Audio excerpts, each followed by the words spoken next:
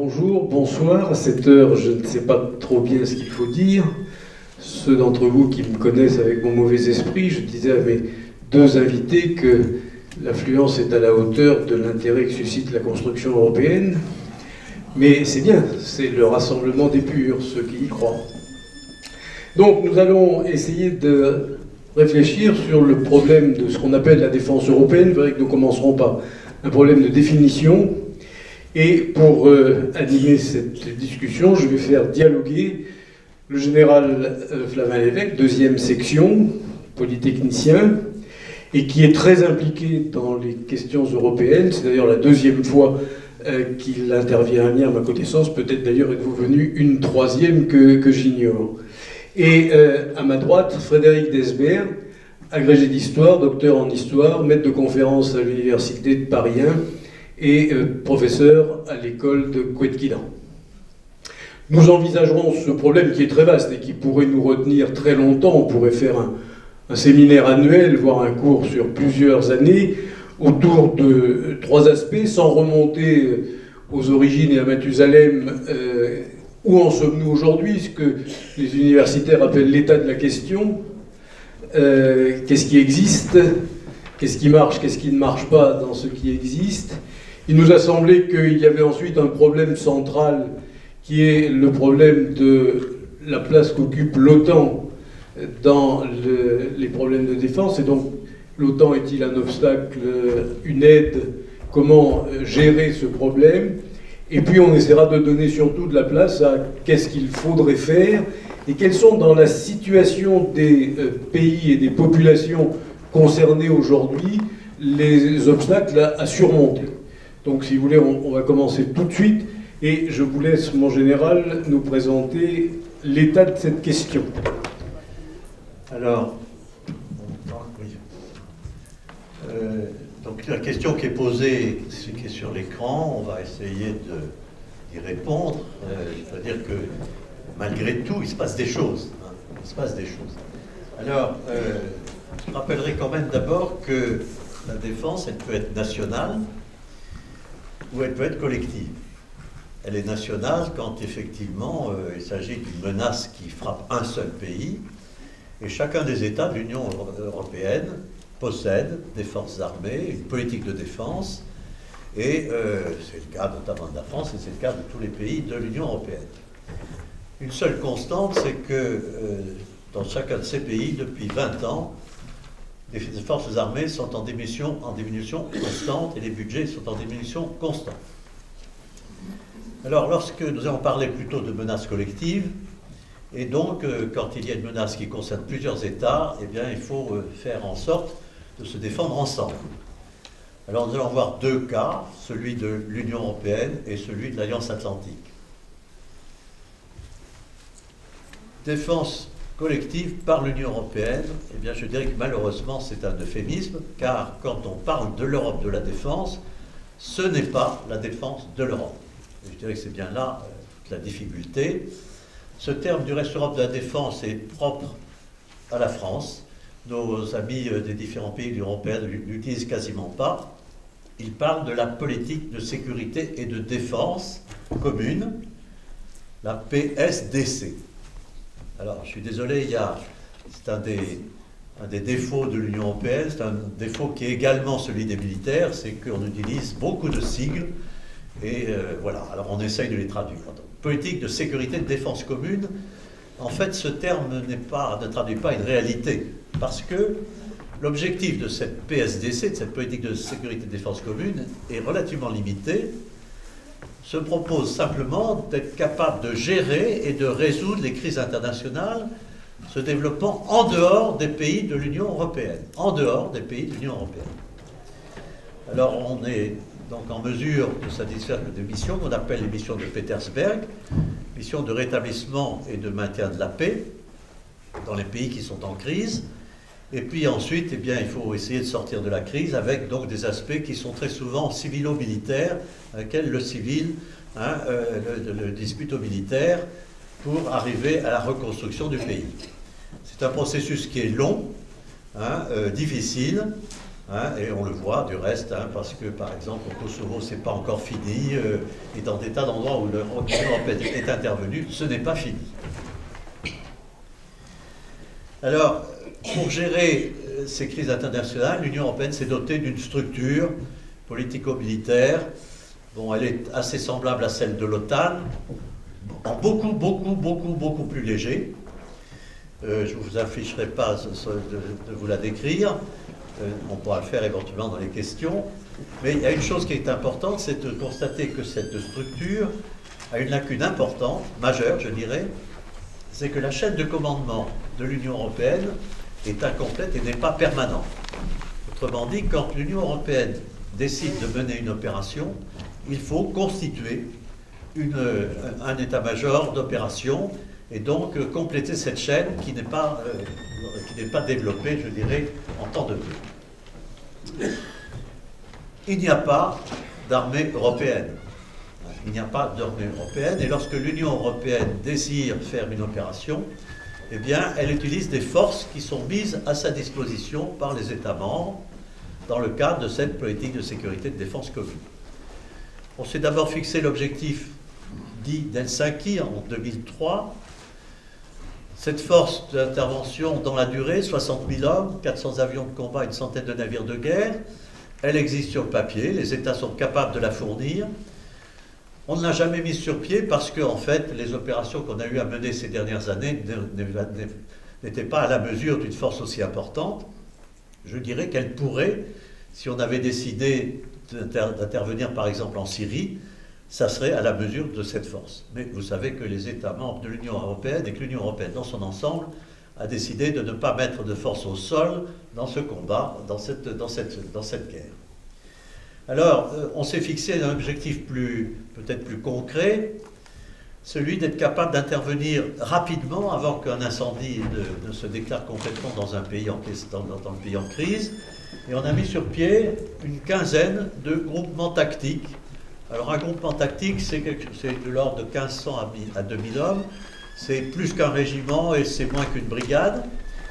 Il y en a donc une quinzaine, ils sont soit nationaux, soit multinationaux. Le plus emblématique est peut-être le groupement tactique Weimar, c'est-à-dire qui réunit des éléments français, allemands et polonais.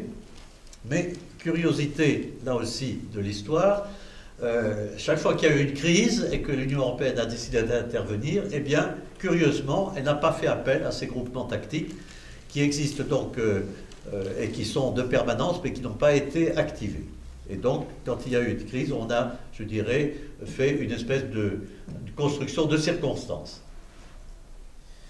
Le bilan de tout ça, sur une quinzaine d'années, eh bien, c'est que l'Union européenne a quand même mené une dizaine, voire un peu plus, d'opérations à caractère militaire, d'envergure limitée, bon, environ 4000 hommes à peu près, 3-4 000 hommes, mais des opérations réussies, menées donc notamment en Afrique, en ex-Yougoslavie. Mais je dirais que ce qui est important maintenant, c'est de souligner que ce concept d'intervention extérieure date maintenant de quelques années, d'une époque où l'Union européenne n'était pas menacée directement sur son propre territoire. Et je dirais qu'on peut considérer que cela est maintenant totalement dépassé, puisque nous avons affaire à une menace qu'on n'avait pas prévue, qui est à la fois intérieure et extérieure, une menace hybride, qui combine le terrorisme, c'est-à-dire des armements très peu sophistiqués, hein, quelques kalachnikovs ou quelques ceintures d'explosifs, et en revanche des armements très sophistiqués, notamment sur le théâtre d'opération de la Syrie et de l'Irak. Des militaires souvent sans uniforme, qui renient les conventions habituelles de la guerre, qui prennent des otages et qui les massacrent. Bref, est-on face à cette situation, est-on réellement impuissant? Merci pour ce tableau et cette présentation. Alors, pour le profane, ça paraît tout de même un peu curieux. Depuis le projet français de CED, où on a approché de très près la construction d'une véritable armée européenne, comment se fait-il que, alors qu'on ne cesse de parler de l'Union européenne, de sa nécessaire construction, laisse-t-on de côté cette dimension régalienne aussi importante? Vous qui avez travaillé sur les nouveaux entrants dans l'Europe, mais qui connaissaient aussi également les anciens. Est-ce que ça tient à la psychologie des peuples, à des difficultés spécifiques qui empêchent les spécialistes de la chose militaire de construire cet outil? Alors effectivement, apparemment, l'aspect effectivement culturel des choses et des questions de défense, et aussi le rapport des Européens face au conflit est très important. Je crois qu'au départ, il faut considérer les choix qui ont été faits dans cette construction d'une Europe de la défense.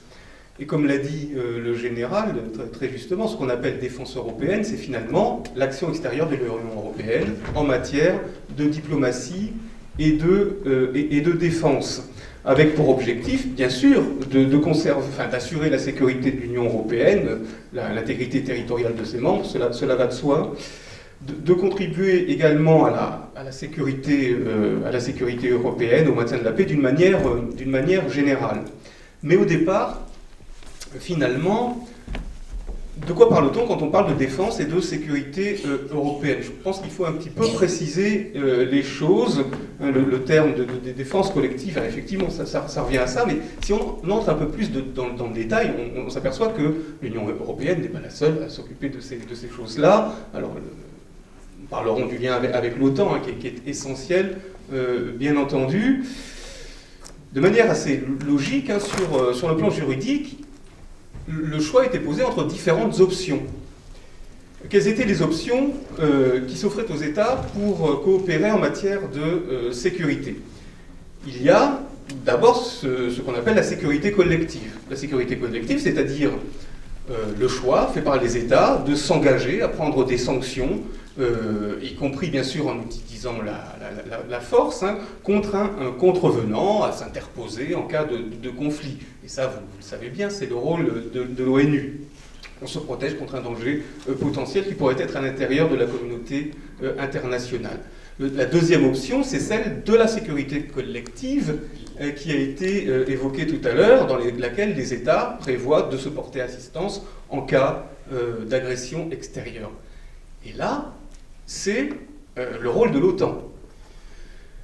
En réalité, la troisième option, et c'est celle qui a été choisie, et donc je serais un peu en retrait par rapport à ce que dit le général, c'est celle d'une sécurité de coopération, une sécurité coopérative qui implique la prévention des conflits, le maintien, la restauration de la paix. C'est cette voie qui a été adoptée. Donc l'ambition de la défense européenne est limitée, puisque ces missions ne relèvent pas de la sécurité collective, ni même de la défense collective en réalité. Et donc, du même coup, elle n'entame pas le monopole de l'OTAN. Et c'est peut-être cela aussi qui est recherché.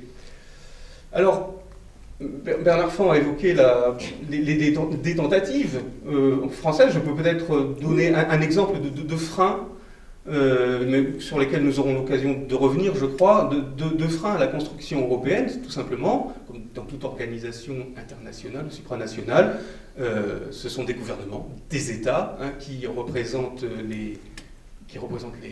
les citoyens, et évidemment, chaque État agit en fonction de ses intérêts.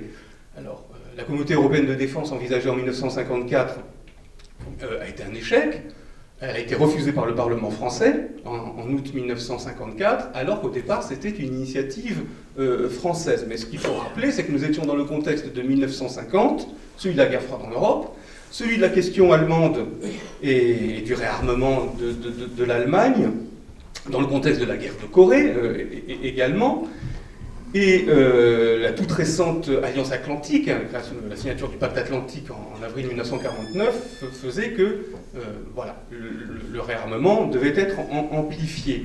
Au départ, dans l'idée de Jean Monnet, il s'agissait, on va le dire de manière tout à fait traditionnelle finalement, d'impliquer les États-Unis dans la défense européenne. Il n'était pas question au départ de faire une armée strictement européenne. Et c'est à la suite de ce refus finalement que les Français ont proposé donc le plan Schuman. Un débat s'en est suivi pendant 2 ans, un débat très technique, et puis au bout de 4 ans, les politiques et les militaires français se sont aperçus que dans le cadre dans l'architecture de l'armée qui était prévue, finalement, la France, occupée à cette époque avec la guerre en Indochine, se serait trouvée finalement dans une position moins confortable que ce qu'elle avait espéré, et surtout, le poids de l'armée allemande dans cette armée aurait été équivalent, sinon supérieur, à celui de l'armée française. À partir de ce moment-là, eh bien, il n'était plus question, pour la majorité en tout cas, de l'accepter. Il s'agissait donc bien de créer une armée destinée évidemment à contrôler le réarmement allemand, mais une armée européenne dominée, le terme peut-être un peu fort, mais en tout cas dirigée par la France. À partir du moment où ce n'était plus envisageable, l'armée n'était plus finalement souhaitable. Deuxième petit exemple qui montre qu'il est difficile de prendre des initiatives au niveau européen, c'est l'affaire de Suez en 1956, où les Français et les Britanniques finalement ont dû reculer face aux deux grands. Et troisième exemple historique, je m'arrêterai là avec les exemples historiques, le plan Fouché de 1962, c'est-à-dire une initiative française de construction politique à l'époque donc du général de Gaulle, qui avait pour ambition de dégager la France de l'influence, et l'Europe de l'OTAN. Eh bien, cela n'a pas été accepté par les partenaires européens, ils étaient 6 à l'époque, en particulier les Hollandais, les Belges par exemple, qui ne voulaient pas du tout de ce détachement de l'OTAN, et encore une fois, de cette suprématie française en Europe. Donc, voilà, deux problèmes, la question de la coopération avec l'OTAN, et puis celle, tout simplement, des freins nationaux.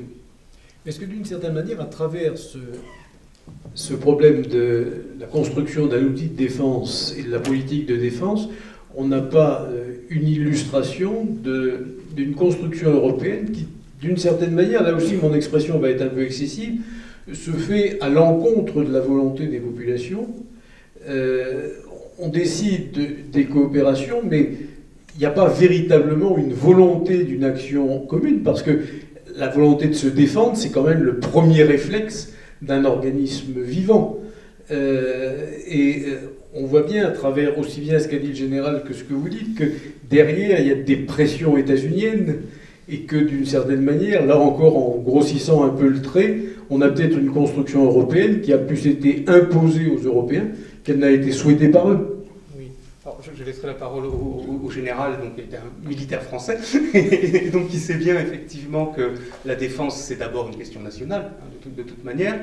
Mais effectivement, alors, il en va ici de la construction européenne d'une manière générale.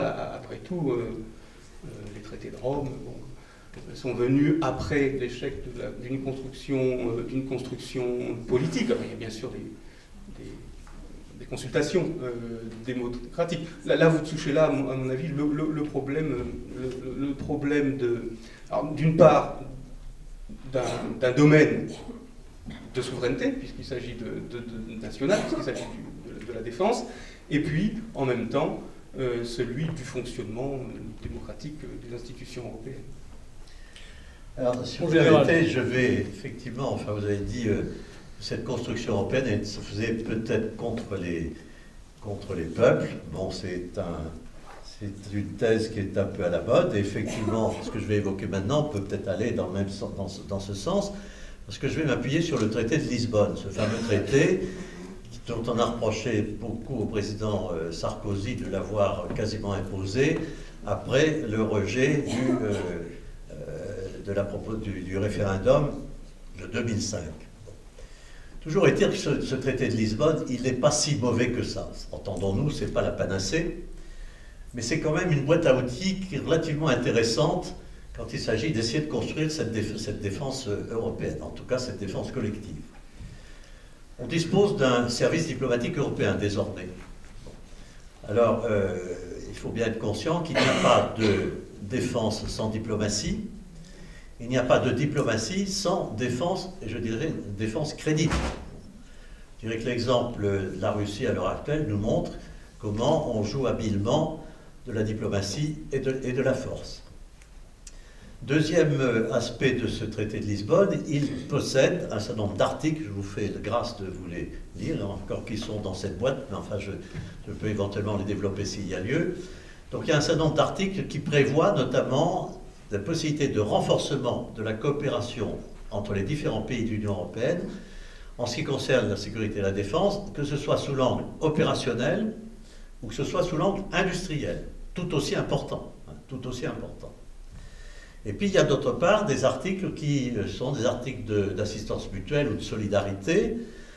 Pratiquement presque tout ça n'a pas été utilisé, sauf cette clause de solidarité de l'article 42.7 du traité de l'Union européenne, TUE ça veut dire traité de l'Union européenne, qui a été évoqué par le président Hollande après les attentats de 2015 et auquel, enfin, on en reviendra peut-être un peu plus en détail tout à l'heure, hein, auquel l'ensemble des pays de l'Union européenne a répondu. Et puis d'autre part, ce traité, quand même, il affirme très clairement que l'objectif, à terme, pas tout de suite, mais à terme, c'est vraiment une défense commune. Une défense commune. Voilà.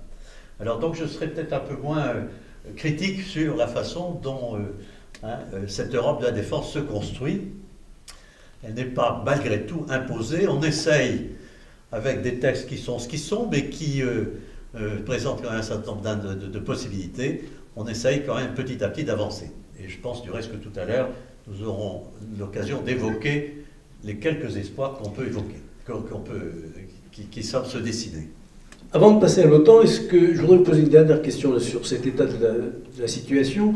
Est-ce que vous pensez qu'on ne gagnerait pas à ce que les problèmes de politique étrangère et de politique de défense soient davantage évoqués ? Si on se reporte aux 2 dernières campagnes présidentielles, ça a dû occuper à peine 20 minutes dans les débats, je parle des vrais débats, c'est-à-dire ceux qui précèdent les 2 tours majeurs de l'élection, quand les candidats sont désignés. Quant à la politique de défense, en gros, il y a 2 temps, parfois 3. Un communiqué annonçant qu'une OPEX a été lancée.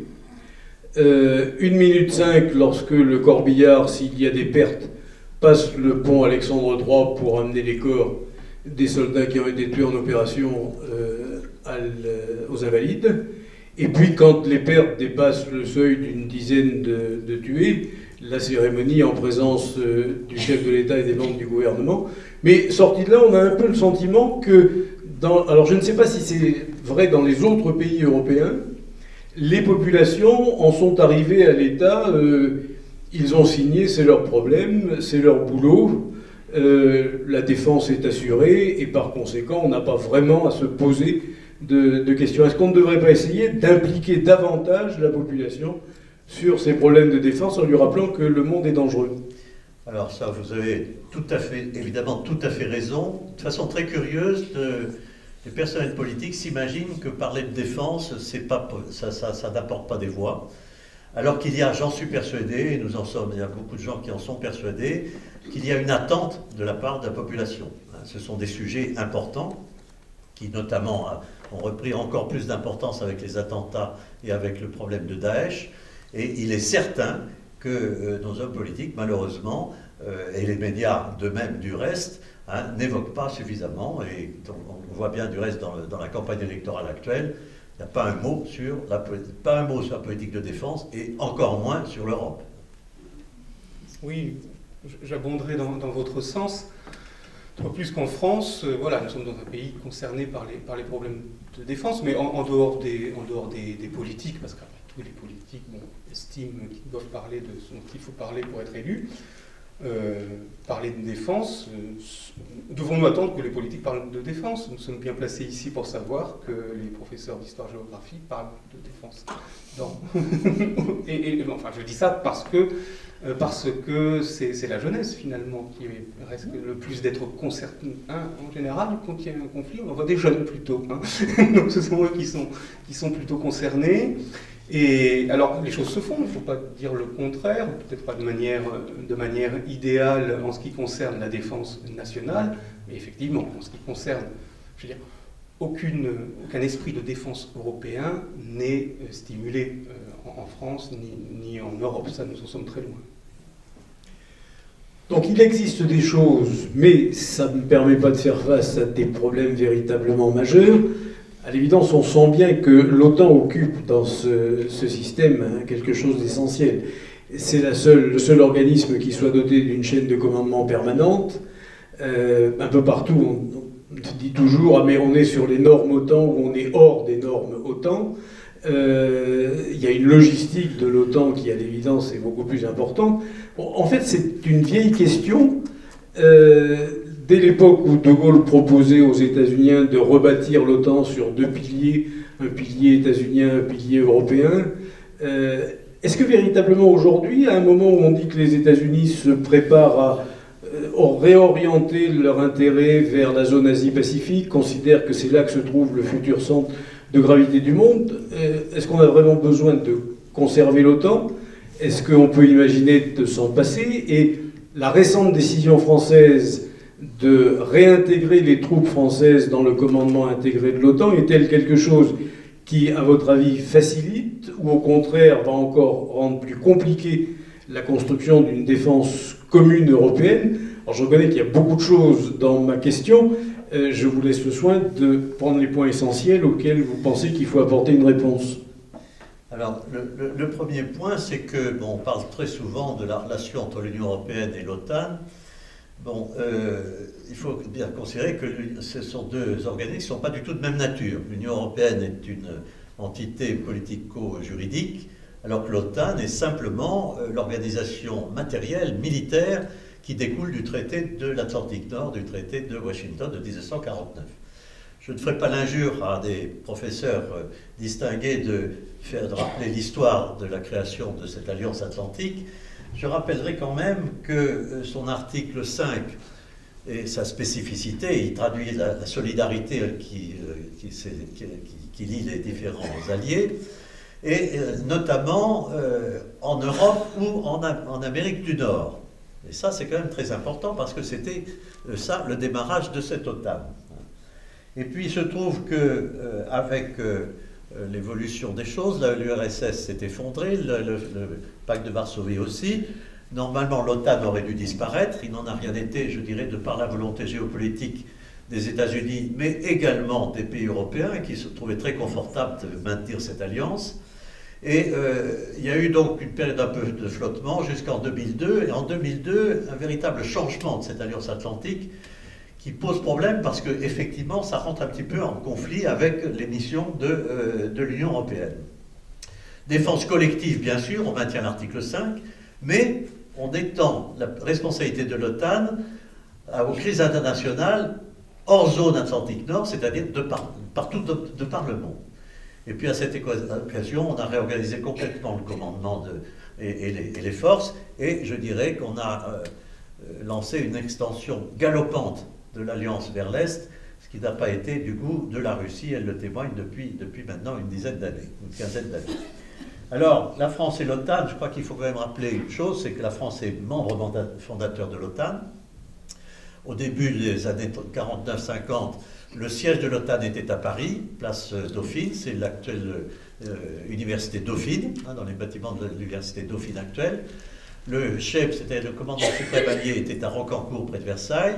Et effectivement, en 1966, vous le savez tous, un coup de tonnerre donné par le général de Gaulle dans le ciel otanien, il retire donc la France, non pas de l'Alliance Atlantique, non pas de l'OTAN dans sa totalité, mais des états-majors intégrés.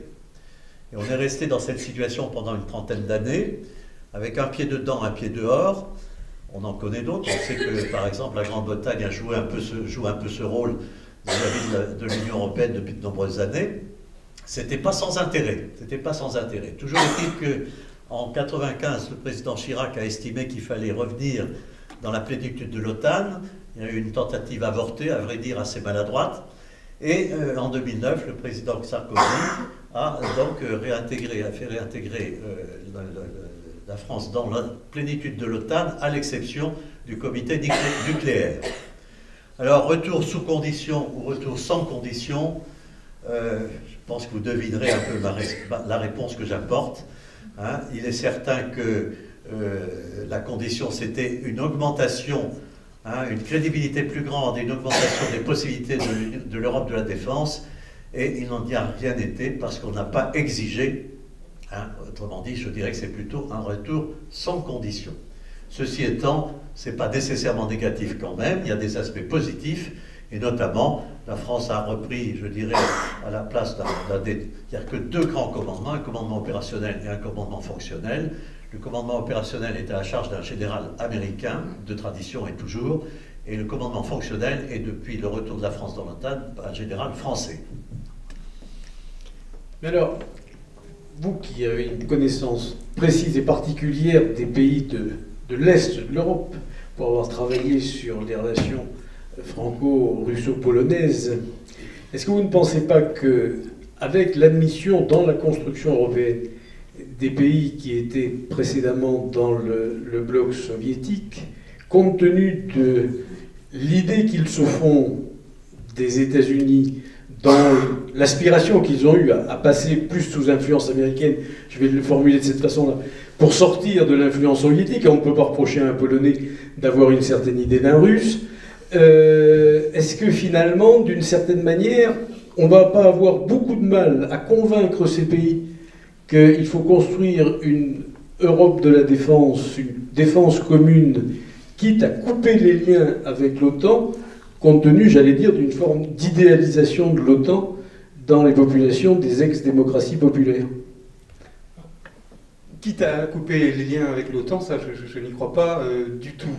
Mais pour répondre à votre question, encore une fois, je voudrais revenir un petit peu en arrière pour dire que ça fait que finalement la base de la politique de défense européenne actuelle est établie depuis 20 ans, depuis la question que l'on a posée du pilier européen de défense en 1990, avec une France qui avait toujours une tentation de s'écarter un peu de l'OTAN, et une Allemagne qui ne le voulait pas. On avait trouvé un compromis. Et puis il y a eu, et ça c'est un événement tout à fait important, l'éclatement de la Yougoslavie. La guerre qui a montré l'Europe impuissante, l'OTAN qui est intervenue, mais c'était à l'époque du président Clinton, les États-Unis ont bien fait comprendre aux Européens que c'était un peu à eux maintenant de prendre en charge également cette situation-là. Ce qui fait que le nouveau cadre qui est sorti de cette crise de Yougoslavie a permis finalement aux Européens de reprendre, et des missions européennes ont eu lieu dans les Balkans, de prendre la suite de l'OTAN. Bon, alors il y a eu les missions Petersberg que vous avez décrites tout à l'heure, donc ça montre bien que de toute façon, les actions, les interventions européennes sont importantes. Et alors, en ce qui concerne les pays d'Europe centrale et orientale, vous avez raison de dire effectivement que c'est surtout un besoin de sécurité qui les a rapprochés de l'Europe, de l'Union européenne. Et il ne faut pas oublier que des pays comme la Pologne, la Tchécoslovaquie à l'époque, elle a été scindée en deux après, la Hongrie ont adhéré à l'OTAN en 1999. Et à l'Union européenne après, en 2004. C'est-à-dire qu'ils ont attendu 15 ans finalement avant d'y atterrir. Et qu'a-t-on vu ensuite? Alors c'est évidemment, bien sûr, une certaine incompréhension entre ces États et les États d'Europe occidentale vis-à-vis de la traditionnelle menace russe ou soviétique pour la période précédente. Mais ce n'est pas une fatalité. Je voudrais en prendre un exemple avec un élément de défense européenne dont on ne parle jamais. Je comprends bien pourquoi, parce que c'était une coquille vide pendant près de 20 ans. C'est le triangle de Weimar, c'est-à-dire la coopération entre la France, l'Allemagne et la Pologne, qui a été faite au départ pour accompagner finalement la Pologne, et qui a véritablement commencé à bouger, à partir d'ailleurs de demandes polonaises. Les Polonais étaient très impliqués dans les questions de défense européenne, et même on peut dire que c'était très prometteur. Il y avait une visite du président polonais Komorowski en 2012 à Paris, et puis, bon, vous êtes au courant, il y a eu des élections en Pologne qui ont fait que la politique polonaise est devenue beaucoup plus, on va dire, eurosceptique. Ce triangle de Weimar, on l'avait vu finalement s'activer lors de la crise ukrainienne à Kiev et parvenir à un accord jusqu'au bouleversement qui est arrivé par la suite à l'époque des manifestations de la place Maïdan. Donc vous le voyez, c'est ça qui me rend optimiste. Bon, il y aura d'autres élections un peu partout, et voilà, tout n'est pas figé, dans le marbre. Mais j'en viens à une autre question complémentaire, peut-être à la vôtre. Est-ce que, au moins un noyau européen, mais en tout cas les États européens ont envie que l'Union européenne soit ce qu'on appelle une puissance, c'est-à-dire une politique qui a une structure qui a une volonté et une possibilité d'action, d'influence.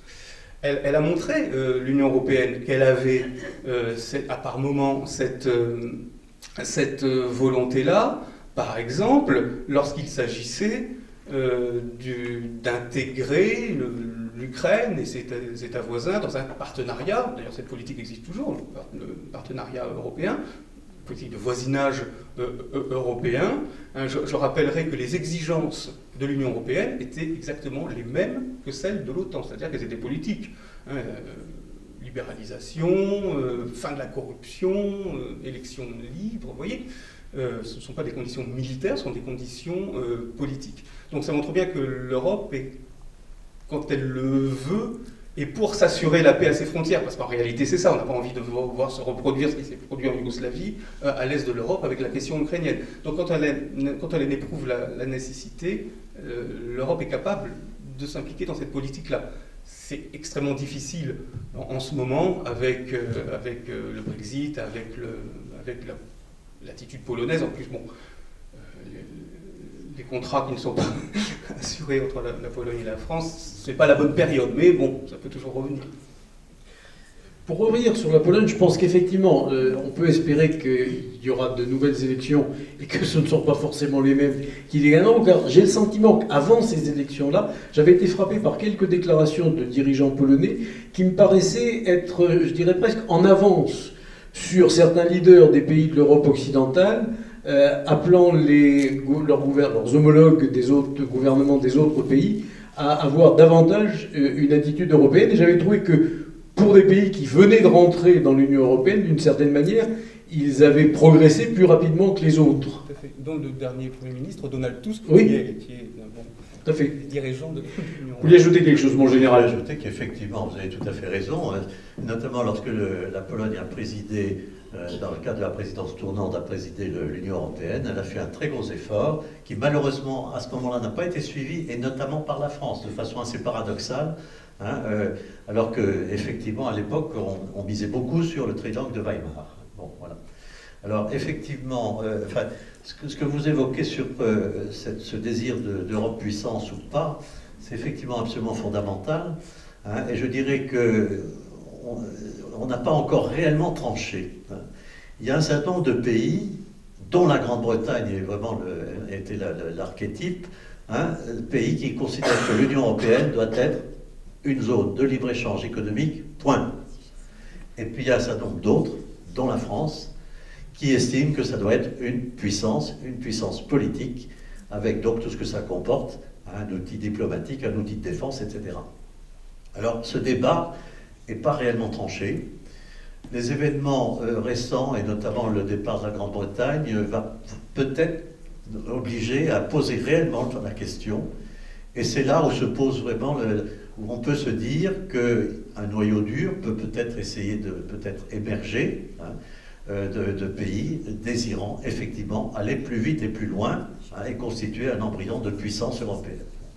Bon, mais ceci étant, j'en viendrai peut-être sur la suite. Non, mais vous me donnez une transition vers le troisième point qu'on avait décidé d'aborder. Je trouve que vous êtes un peu généreux quand vous parlez de débat. Je suis tout à fait d'accord avec vous, il y a un problème qu'on n'a jamais tranché. En 1957, le traité de Rome met en place quelque chose que les uns appellent marché commun, donc on est dans la vision libérale anglaise, enfin britannique et néerlandaise d'un simple marché d'échange, ou communauté économique européenne, ce qui laisse supposer qu'on va un peu au-delà du marché et ça englobe majoritairement les Français et quelques autres Européens. Alors, on aurait pu entamer le débat, à chaque fois qu'un pays a adhéré, on aurait pu leur demander pourquoi vous adhérez. Pour évaluer leur réponse, nous aurions été obligés de formuler un projet.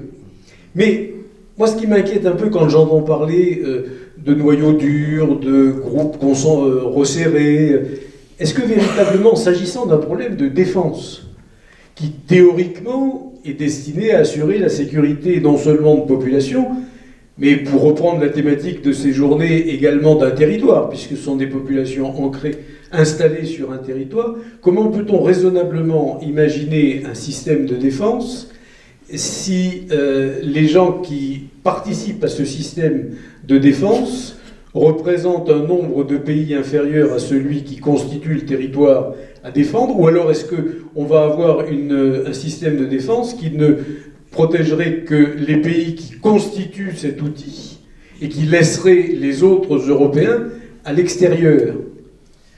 Alors, je dirais que vous êtes en plein dans la question actuelle, hein, celle qui se pose à Bratislava. Mais avant d'évoquer ça, je vais peut-être quand même vous dire qu'il y a déjà eu une réponse, une première réponse. Hein. Bon.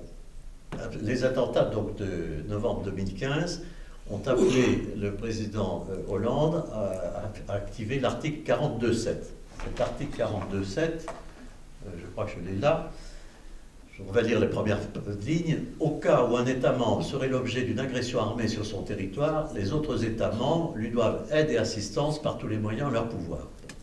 Je passe sur la suite parce que malheureusement, je dirais que le deuxième paragraphe montre une fois de plus une certaine contradiction hein, dans le texte. Et le deuxième paragraphe est du reste d'inspiration britannique, ce qui n'est pas très étonnant. Toujours est-il, restons sur la première phrase. Donc cet article a été invoqué par le président Hollande et les pays ont répondu. L'Allemagne a répondu dans les 2 jours avec vote du Bundestag pour renforcer très sensiblement donc, sa présence au Mali, 650 hommes, envoyer 6 avions sur le théâtre syrien, une frégate, donc une réponse significative et immédiate. La Grande-Bretagne a immédiatement, dans le cadre du conflit donc, au Proche-Orient, renforcé les frappes qu'elle menait avec l'armée française, notamment. Les autres pays ont répondu, dans une moindre part, hein, mais chacun a répondu. Alors, le seul problème, c'est que tout ça s'est passé en ordre complètement dispersé et sans qu'il y ait de coordination au niveau de l'Union européenne. Alors, un noyau dur, c'est cet article du traité de Lisbonne qui porte ce terme coopération structurée permanente. Il faut être vraiment haut fonctionnaire à Bruxelles pour trouver des termes pareils, hein, termes technocratiques s'il en fut. Ça veut dire tout simplement d'essayer de créer un groupe d'États qui effectivement souhaitent aller plus vite et plus loin dans l'intégration de leurs forces et de leur industrie de défense. Les États qui remplissent des critères plus élevés de capacité militaire, qui ont souscrit des engagements plus contraignants en vue des missions les plus exigeantes, établissent une coopération structurée permanente dans le cadre de l'Union. Autrement dit, c'est ouvert à tout le monde, à condition de faire un effort réel en matière de défense. Alors, je dirais que la grande question a été, ce texte n'a pas été appliqué jusqu'à présent, et on se posait la question de savoir comment initier cette...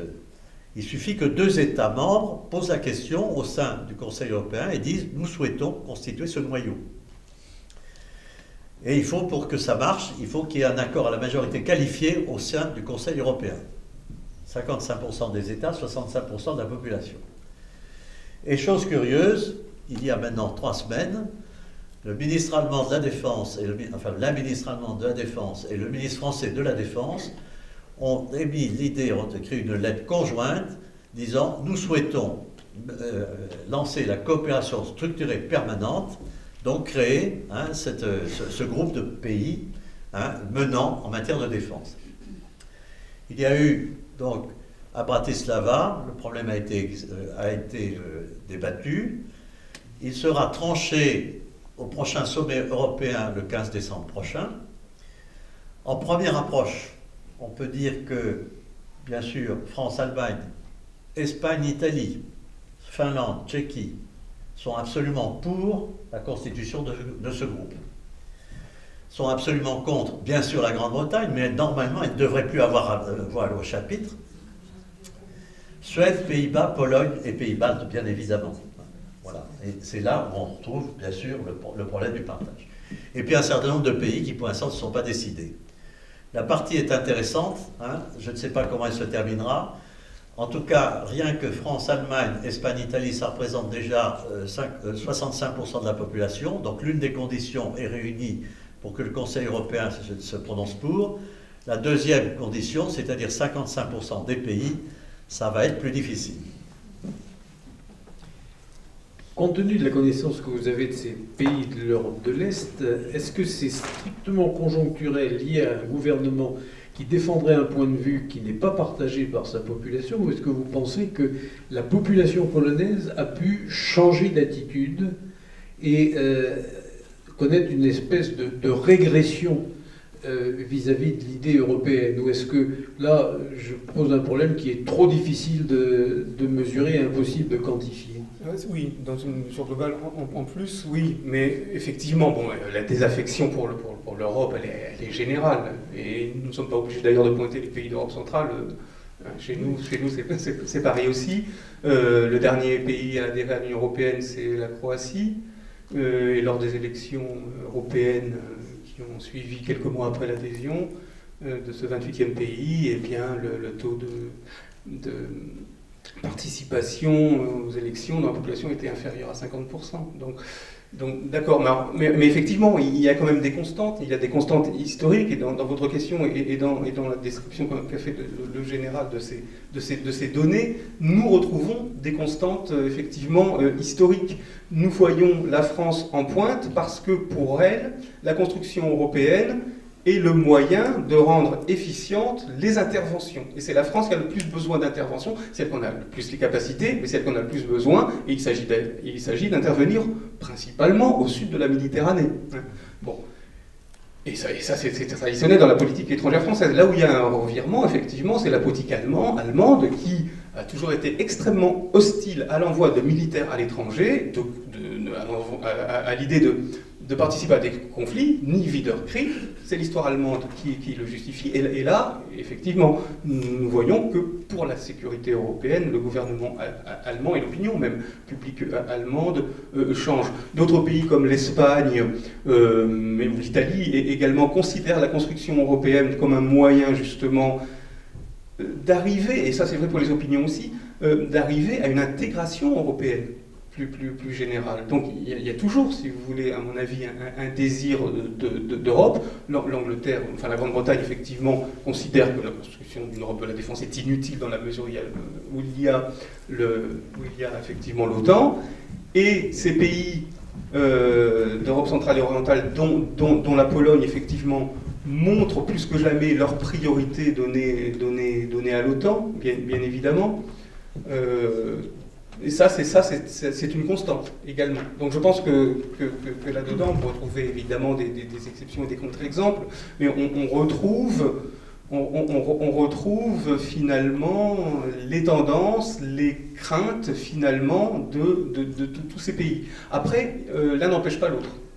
Car encore une fois, construction européenne ne signifie pas du tout des engagements de l'OTAN, et toutes les initiatives qui ont été prises vis-à-vis justement de ces pays-là sont des augmentations des capacités avec l'installation de bases provisoires dans les États baltes par exemple. Donc effectivement, là les moyens militaires et techniques, ils restent à l'OTAN. C'est pour ça qu'on voit finalement la Finlande par exemple acquiescer à ce genre d'initiative, je pense. Il y a un sujet qu'on n'évoque quasiment jamais quand il s'agit de problèmes de défense liés à la construction européenne. Et j'aimerais savoir si vous qui avez gardé des liens avec le monde militaire et vous qui contribuez à former les militaires qui assureront la relève, c'est un sujet qui préoccupe et dans lequel on parle, c'est le problème de l'arme nucléaire. La France possède l'arme nucléaire, la Grande-Bretagne également. La Grande-Bretagne, certes, avec un droit de regard des États-Unis, pour faire court. Mais tout de même, c'est un armement spécifique qu'on ne peut pas partager. Seul le chef de l'État du pays qui le détient peut s'en servir. Je me suis toujours posé la question, est-ce que la détention par la France de l'arme nucléaire et de la Grande-Bretagne, même si elle n'est pas totalement indépendante, ne sont pas des facteurs qui compliquent encore la possibilité de la construction d'une défense commune? Qu'est-ce que vous en pensez? Est-ce qu'on en parle de ces sujets? Oui, ça complique, mais ceci étant, on n'en parle pas. On en parle, ce sont deux sujets absolument tabous. Toute la construction européenne de défense qu'on évoque est une construction sur la défense conventionnelle. On met à part absolument la dissuasion nucléaire, qui reste nationale pour ce qui est de la France, nationale aussi théoriquement pour la Grande-Bretagne, encore qu'elle est quand même un tout petit peu dépendante des États-Unis. Bon. Mais ceci étant, donc c'est un sujet qui est tabou, qui est hors sujet, c'est hors sujet dans tout le contexte de la construction européenne de défense. Pour simplifier, les militaires n'en parlent pas parce que c'est un sujet politique et les militaires ne font pas de politique. Bon, j'aimerais qu'on aborde un point que vous l'avez l'un et l'autre légèrement évoqué. On a bien compris que la construction d'un outil militaire, d'un outil de défense européen va demander du temps. Mais après tout, la construction européenne ne fait que commencer, elle est en marche. Quid des industries de défense? On n'a pas fait grande politique commune. La seule politique commune, à ma connaissance, qui a été construite, c'est la politique agricole. On est d'ailleurs en train de la démanteler, ou du moins fortement de la diminuer. J'ai toujours été frappé que de construction industrielle européenne, il n'y ait point eu, puisque même des opérations réussies comme la construction de l'Airbus, c'est quand même autre chose qu'une véritable industrie européenne. Et puis, on s'aperçoit que la motorisation est assurée par une entreprise états-unienne et qui a un peu de mal à fournir les moteurs. Est-ce que ça n'aiderait pas finalement cette construction si on commençait par les outils, en essayant de construire une industrie de défense européenne? Ça éviterait aux Polonais d'aller se ravitailler en hélicoptère de l'autre côté de l'Atlantique. Et il me semble quand même qu'au moins dans l'industrie militaire en Europe, il y a des gens qui fabriquent des moteurs qui pourraient peut-être aussi aider, après tout, en les adaptant, je pense. Mais c'est un aussi qui parle de ces problèmes techniques pour les avions civils. Mais vous, qui êtes un X-Pom en général, vous avez peut-être quelques idées sur la question. Oui, vous parlez d'avion, je ne suis pas aviateur, mais je suis évidemment un terrain. Un terrain armé. Alors, vous avez raison, il est certain que l'industrie est un des facteurs fondamentaux d'une défense, d'une construction européenne, d'une construction de défense. Il y a quand même beaucoup d'efforts et de choses qui sont réalisées. Il ne faut pas non plus noircir le tableau. Quand vous dites que Airbus n'est pas une société européenne, bon, elle ne réunit pas tous les pays européens, mais enfin, elle en réunit 5, ce qui est déjà pas mal. Bon. Si vous voulez, ces efforts dans le domaine de l'industrie, ils sont faits depuis de nombreuses années. Il y a eu notamment, alors je crois que c'était dans les années 92, si mes souvenirs sont bons, ce qu'on a appelé la lettre d'intention, la letter of intent, lettre d'intention qui a été écrite commune à 6 pays, qui étaient les 6 pays de l'Union européenne qui disposent réellement d'une industrie de défense significative. Bon. Parce qu'il faut bien voir que sur les 28 ou les 27, il y a beaucoup de pays qui ont des PME qui apportent bien sûr leur grain de sable ou plutôt leur goutte d'huile dans la construction d'un outil de défense, d'un matériel militaire, mais ce ne sont pas je dirais, des pays réellement industriels. Ce qui compte, ce sont effectivement les 6 pays, c'est-à-dire notamment essentiellement, bien sûr, France, Allemagne, Grande-Bretagne. Il y a la Suède, il y a l'Italie, voilà, et puis je crois que ça fait combien ça doit faire des... Non, il en manque un, je ne sais plus très bien lequel. Enfin, c'est l'Espagne, voilà. Bon, donc, ces 6 pays avaient déjà, quand je dis 93, c'était même avant, c'était 87 ou 88, signé cette letter of intent qui prévoyait et qui organisait déjà les choses. Bon. Ça a conduit petit à petit à des fusions de sociétés. Bon, il y a eu évidemment la construction d'Airbus Industrie, d'Airbus qui fait maintenant quand même qui est un concurrent plus que sérieux vis-à-vis de Boeing dans le domaine de l'aviation civile.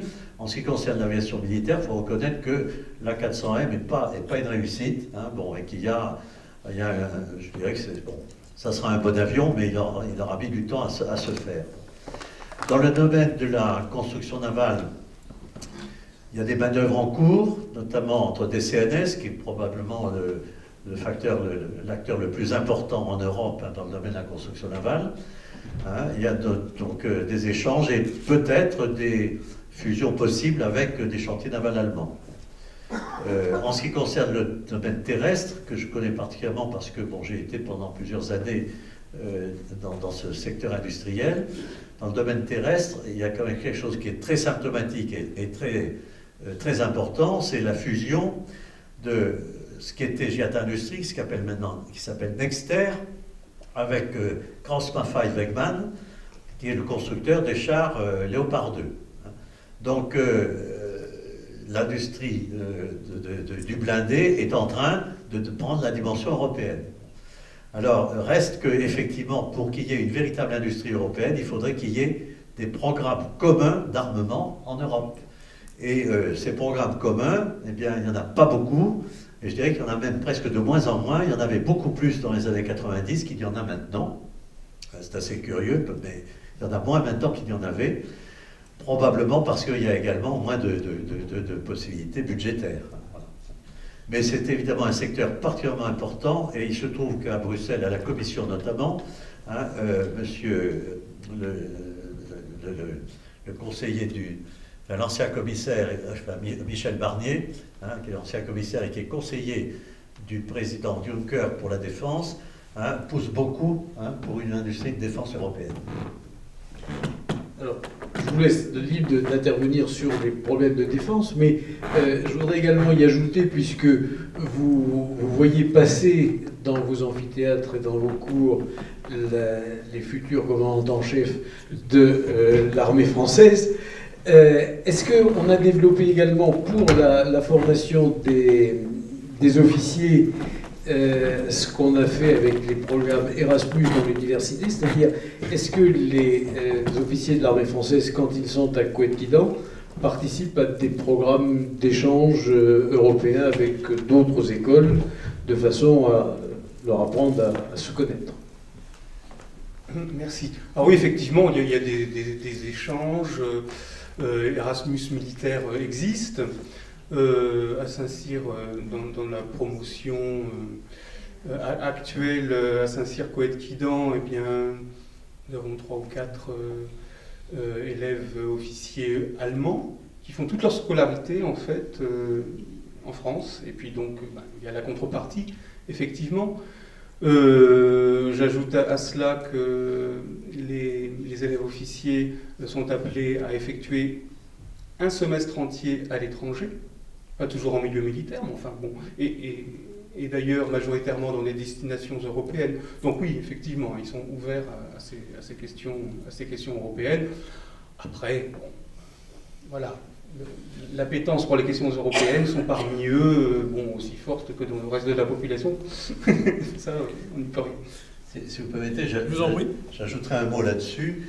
Nos officiers, en partie les officiers supérieurs, bon, les colonels notamment, qui ont l'occasion qui sont affectés dans les états-majors de l'OTAN, puisque maintenant ils y sont les bienvenus, ont maintenant, je dirais, une tendance otanienne très particulièrement prononcée.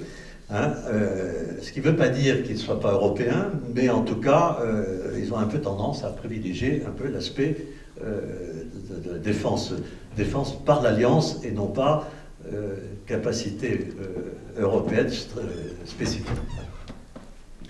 Bien, dans les quelques minutes qui nous restent, si la salle a des questions. Deux questions.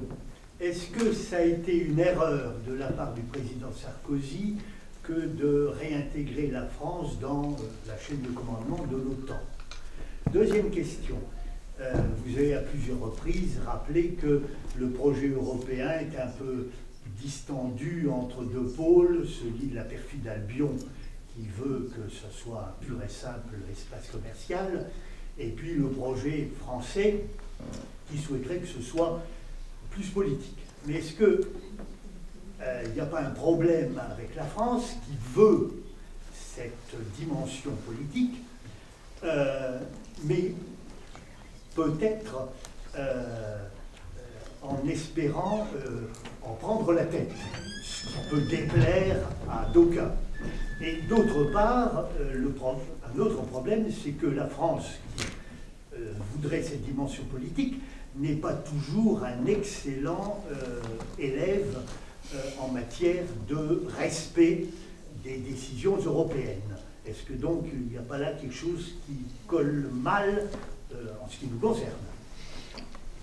Sur l'OTAN, réintégrer le commandement, une erreur ou pas? Alors, c'est très discutable. Moi, je pense qu'on n'y a pas gagné grand-chose. Bon, bien sûr, la France est maintenant au sein de l'OTAN et donc, malgré tout, aussi de l'Union européenne, considérée avec un peu... Enfin, il y a plus de considération. Hein. Les officiers français, maintenant, sont bien intégrés dans l'Alliance. La capacité française de défense est reconnue. Hein, les Américains ne cessent de dire, de reste, que la participation des militaires français dans les différentes opérations est tout à fait remarquable et sont cités en exemple. Donc je dirais qu'il y a des côtés positifs. Maintenant, en ce qui concerne l'évolution de l'Alliance et notamment d'essayer de faire que le pouvoir soit un peu plus partagé entre les États-Unis et l'Union européenne, là, je dirais que c'est un échec, et que d'autre part, la condition qu'avait mis le président Sarkozy, c'était donc que les Américains renforcent la possibilité pour l'Union européenne de se constituer une capacité autonome, hein, tout en étant allié dans l'OTAN. Tout ça, ça ne s'est pas fait. Voilà, donc je considère que c'est discutable. Hein, je dirais qu'il n'y a pas énormément de positifs. Hein, et en revanche, il y a peut-être un peu de négatif parce que la position qu'on avait à l'extérieur, sans être vraiment à l'extérieur, présentait quand même un avantage au plan diplomatique et sur pas mal d'aspects. Voilà. Oui, sur la deuxième partie de votre question, donc j'avais donné moi-même tout à l'heure des exemples, CED, le plan Fouché, etc., bien évidemment. Oui. Chaque fois que la France a essayé de faire avancer la construction européenne, ça a été refusé. Enfin, pas chaque fois, mais bon, les autres peuvent refuser parce que, voilà, la ficelle est grosse. Le général, tout à l'heure, a évoqué C'est quand même la France qui a refusé son propre projet. Oui, voilà. Bah oui, mais encore une fois, l'intérêt national et de sécurité est bien compris, et nous étions à peine 5 ans après la Deuxième Guerre mondiale, donc de la même manière que...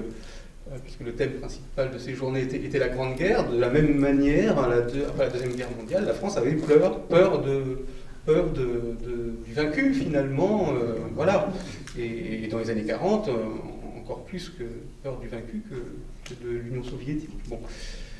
Le général a évoqué l'industrie de défense, la motivation française pour une Europe militaire intégrée, aujourd'hui, elle est surtout économique.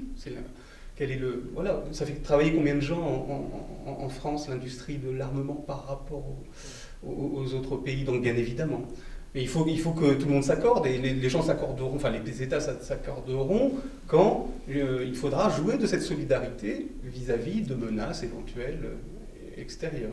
C'est ça Mais ça, de toute façon, nous n'y couperons pas, que ce soit la France ou un autre pays. La France s'engagera dans une construction de la défense, que si ça peut la mettre, je pense, en valeur. Est-ce que la France, du coup, ne paraît pas un peu menaçante pour d'autres pays de l'Union européenne par le sentiment qu'ils peuvent avoir qu'elle tire la couverture à elle? Oui, mais je pense que les autres sont assez grands pour l'empêcher, comme la France l'a été quand elle a trouvé l'Allemagne en 1954, mais même le traité de Maastricht a été fait pourquoi? pour neutraliser une Allemagne réunifiée finalement. Donc voilà, le terme de menaçant est peut-être trop fort, mais enfin, je vois effectivement ce que vous voulez dire. Voilà, il faut un équilibre. Il faut un équilibre. En termes diplomatiques, c'est vrai qu'on évoquait souvent l'arrogance française, et qui a agacé beaucoup les diplomates de différents pays de l'Union européenne. Et je dirais que maintenant que c'est plutôt l'Allemagne qui est un peu leader dans pas mal de domaines, il est malvenu de notre part de critiquer, de trouver que l'Allemagne en prend trop, etc. Bon, nous avons montré à un moment donné que nous étions, nous aussi, très gourmands en ce qui concerne le leadership de l'ensemble. Oui. Ça sera une dernière question. Je regrette parce que je vais devoir interrompre. On doit libérer la salle. Allez-y, je vous en prie. Est-ce qu'il n'y a pas certaines responsabilités françaises? On dénonce souvent les Polonais qui ont acheté liquide au lendemain de leur intégration dans l'Europe. Et est-ce que, par exemple, le président Sarkozy, lorsqu'il a signé les accords de Lancaster-House en 2010, avec Cameron, qui ensuite s'en sert pour les frappes avec la Grande-Bretagne en 2011 en Libye, est-ce que ce n'est pas une manière de torpiller le triangle de Weimar? Est-ce que la France n'a pas une responsabilité dans le fait qu'il n'y a pas de livre blanc européen avec une fonction anticipation, avec une fonction enseignement? Qu'est-ce qu'on a comme responsabilité dans le fait qu'on n'a pas construit justement un système de renseignement européen, une lutte contre dans le cyberespace, de toute façon, une anticipation en matière de drones? Là, on peut regretter que la France n'ait pas une fonction d'anticipation.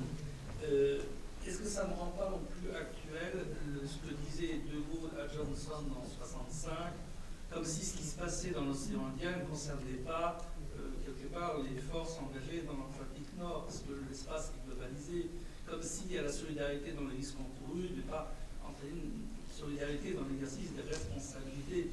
Finalement, quand on parle des raisons profondes qui sont stratégiques. On va peut-être arrêter là ta question, parce qu'autrement on n'a pas le temps de répondre. La mienne était plus courte. Alors, la responsabilité française, notamment au moment où on a signé les accords de Lancaster House, je pense que tout le monde connaît à peu près cet accord qui date de 2010, qui a été signé donc entre la France et la Grande-Bretagne, donc sous la présidence du président Sarkozy.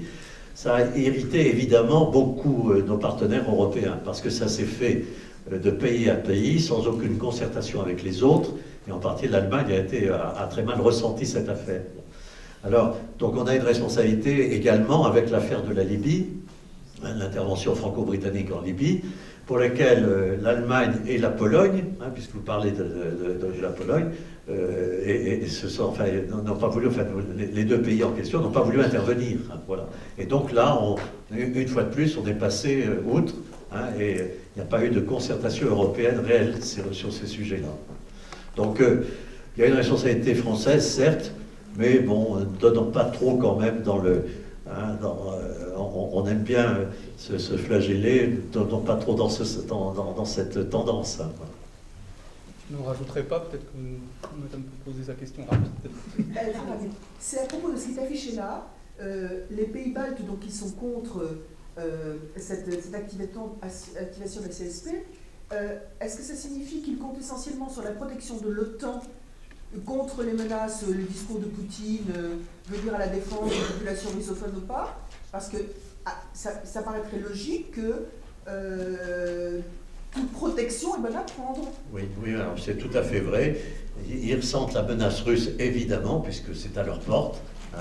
Bon, cette menace est-elle réelle ou pas? Bon, tout ça est discutable, bien sûr, mais ils la ressentent comme telle, et évidemment, ils font plus confiance aux États-Unis et à l'OTAN qu'à une espèce d'ébauche de défense européenne. C'est tout à fait raison. Chers collègues, mon général, merci. J'espère que vous a sinon rendu plus optimiste, clarifié un peu les problèmes européens. C'est une aventure au long cours. Je pense que, pour ma part, je ne la verrai pas. Je ne pense pas que beaucoup d'entre vous la voient non plus. Mais peut-être que les petits-enfants de nos petits-enfants finiront par vivre dans une Europe puissance. Merci. Donc, au nom d'équipe Amiens 2016, je tiens vous remercier tous les trois pour vos éclairages respectifs qui nous ont donné un certain nombre d'indications très précieuses sur la question de la défense européenne. Merci beaucoup.